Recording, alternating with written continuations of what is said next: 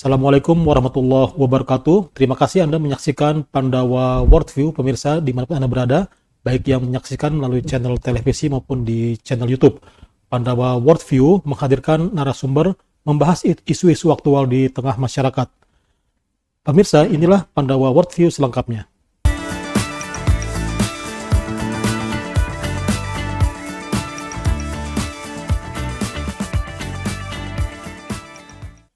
Pemirsa, pada kesempatan kali ini kita akan membahas tentang RUU KUHP, harapan atau bencana. Saat ini pemerintah dan DPR masih menggodok RUU KUHP karena mendapat reaksi dari kelompok-kelompok masyarakat. Ada yang mendukung dan juga ada yang menolak.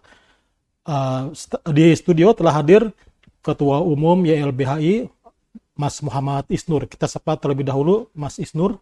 Assalamualaikum, Mas. Waalaikumsalam warahmatullahi wabarakatuh. Bagaimana kabarnya? Alhamdulillah sehat, Mas. Mas gimana? Sehat juga ya? Baik, alhamdulillah. Alhamdulillah. Mas, mengenai RUU ini, hal krusial apa yang dikritisi dari YLBHI? Pertama kita perlu pahami apa sih KUH pidana ini. KUH pidana kan pasal-pasal, aturan, larangan, bahkan ancaman bagi seluruh masyarakat tak terkecuali yang di Indonesia, baik warga negara maupun warga negara asing, dalam seluruh aspek kehidupan.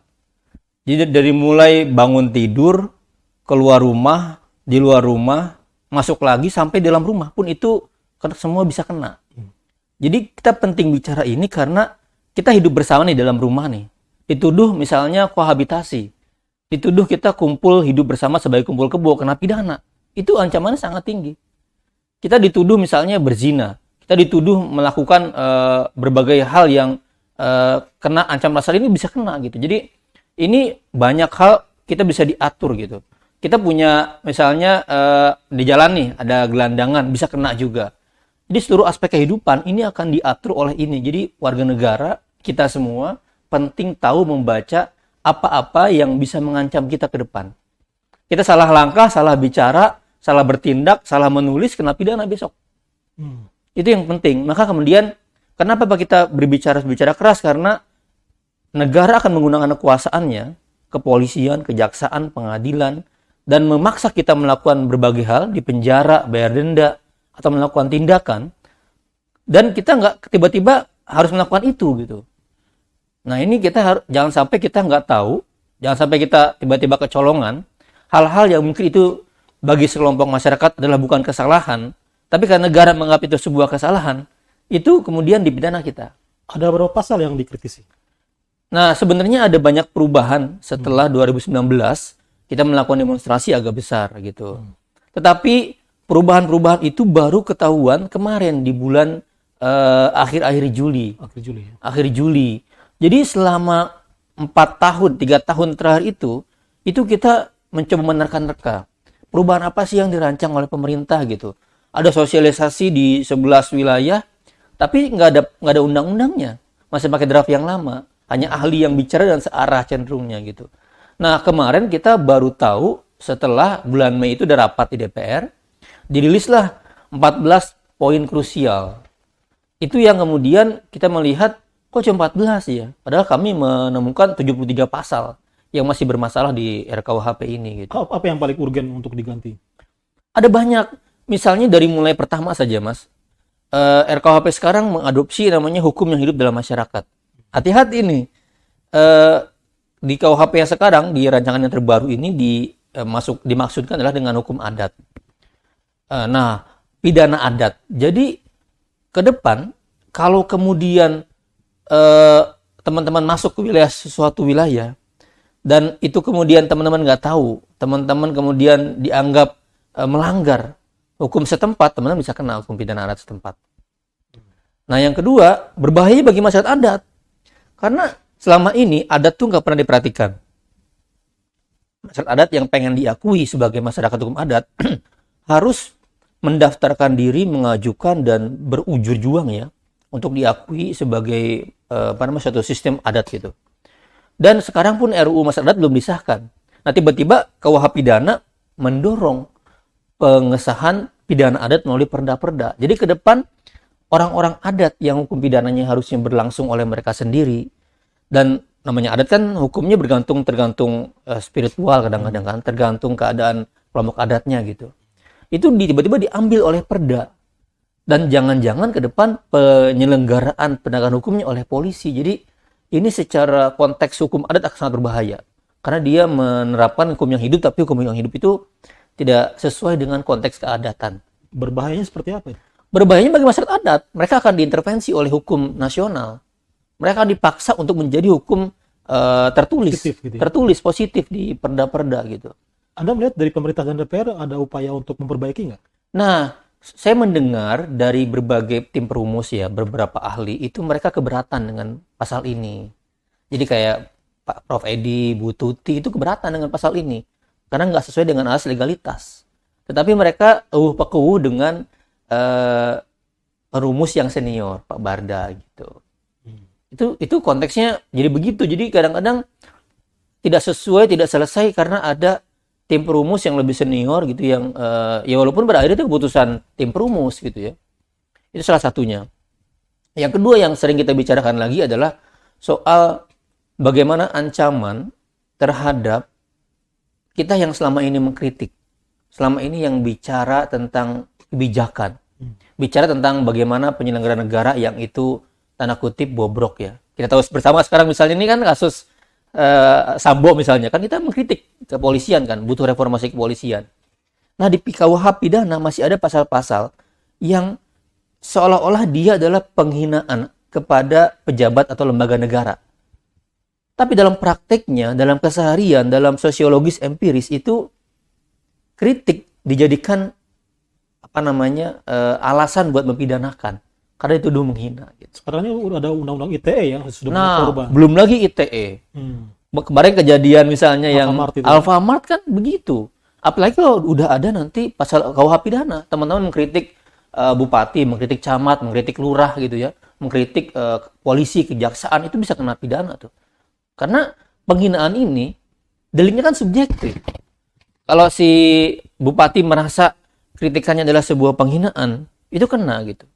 Plus sekarang KUH pidana yang baru ini menghidupkan kembali pasal penghinaan presiden. Yang oleh MK sudah dibatalkan. Jadi MK ini bilang presiden itu kan posisinya dalam hukum sama seperti warga negara. Kalau ada presiden merasa terhina, pasalnya pasal ya individual saja. Tidak diutamakan dia sebagai presiden gitu. Tapi kan kalau saya nggak salah ada klausul delik aduan ya. Artinya kalau presiden tidak merasa dihina, tidak akan terjadi. Iya kalau presidennya baik. Kalau presidennya besok baperan, kalau presidennya serba resisten, sangat berbahaya gitu. Bisa jadi banyak orang kena laporan gitu. Mas, ini kan ada yang mengatakan RUU KUHP ini untuk mengganti KUHP peninggalan Belanda ya. Iya, iya. Anda melihatnya seperti apa? Nah, ada istilah namanya dekolonisasi. Menghilangkan pasal-pasal yang bernuansa kolonial. Nah, pasal penghinaan presiden, penghinaan pejabat di muka umum, penghinaan terhadap lembaga negara itu pasal-pasal warisan Belanda. Pertanyaannya, kalau memang semangatnya dekolonialisasi, mengapa pasal-pasal ini masih ada? Mengapa spiritnya seperti itu? Seperti masih itu spiritnya. Terus ada lagi pasal misalnya sekarang di 256 ya. Orang yang berdemonstrasi tanpa pemberitahuan dan dianggap mengganggu ketertiban umum itu bisa kena pidana, Mas. Padahal kalau kita baca Undang-Undang 1998 tentang kemerdekaan pendapat di muka umum, itu kan kalau nggak ada pemberitahuan dan melanggar hukum, misalnya ya, dibarin aja gitu. Nah sekarang dipidana, jadi ada kemunduran justru. Reformasi kita menemukan banyak kemajuan, kebebasan dalam kehidupan kebangsaan yang lebih merdeka gitu ya. Kemudian demokrasi lebih hidup. KUH pidana kembali mengarahkan kita lebih tertutup, gitu. Eksklusif gitu. Lebih eksklusif. Sebenarnya pembahasannya cukup transparan apa enggak? Ya, dibilang transparan juga enggak kan? Kayak omnibus law gitu ya, tahu-tahu disisahkan gitu. Kan selama 3 tahun ini, di mana pembahasannya? Di mana dialognya? Kami diundang dialog 2 kali oleh menteri, tapi nggak ada tanggapan, cuma ngasih masukan, udah aja ketemu setelah itu, tapi mana perubahannya gitu. Dan yang tadi pasal penghinaan presiden, pasal penghinaan lembaga negara, pasal penghinaan pejabat itu nggak ada perubahan tuh. Gitu-gitu aja gitu, nggak ada perubahan yang lumayan gitu ya. Dan tiba-tiba diserahkan ke DPR. Kalau terhadap ancaman kebebasan berekspresi apa ya yang ini krusial di RUU ini? Tadi eh, kita mengkritik, kita berpendapat, kita berekspresi, kita menyampaikan pendapat kepada pemerintah Dianggap penghinaan. Kita menyampaikan aksi, demonstrasi, nggak ada Penguasa pemberitahuan, nggak suka. dianggap mengganggu ketertiban umum, dikena pidana. Gitu. Artinya suka nggak suka penguasa ya. Nah, pada akhirnya seperti itu. Pada akhirnya ini pasal lama di zaman kolonial yang banyak dipakai di zaman Orde Baru. Nah, sekarang masih dipertahankan gitu. Padahal kita sudah banyak sebenarnya meratifikasi ya dan buat undang-undang yang maju soal hak asasi manusia. Artinya ada kemunduran dong ya. Ada kemunduran sebenarnya. Mengarah ke arah otoriter. Dan atau pemerintah bagaimana? masih bersikukuh pasal-pasal ini ada gitu dipertahankan gitu. Nah, yang kedua sebenarnya kita khawatir ini pembahasan ini seperti kemarin tiba-tiba main petok main sahkan. Ada ke arah sana ya. Karena kan gini, karena mereka berasumsi, mereka berdalil pada 2019 itu draft RKUHP itu sudah disahkan di tingkat 1. Tinggal kemudian disahkan di tingkat 2 di paripurna. Nah, banyak fraksi di DPR yang tidak mau bahas lagi. Tidak mau membuka lagi dialog dan diskusi gitu. Jadi kita sangat khawatir besok tiba-tiba ada masa sidang gitu ya, Oktober atau November. Kita mau ngasih masukan, kata mereka nggak ada pembahasan mas. Langsung aja diketuk palu, itu berbahaya itu. Jadi tidak ada kesempatan buat kita untuk berdialog, ngasih masukan gitu. Padahal tadi saya bilang Indonesia sangat besar negaranya, sangat banyak budayanya, sangat banyak adatnya. Kalau ini nggak diperhatikan, ke depan akan sangat bisa jadi berbahaya buat keragaman kita. Gitu. Baik, pemirsa Pandawa Worldview, menarik apa yang disampaikan oleh Mas Isnur ya. Kita akan kembali lagi setelah jeda informasi berikut ini. Jangan kemana-mana.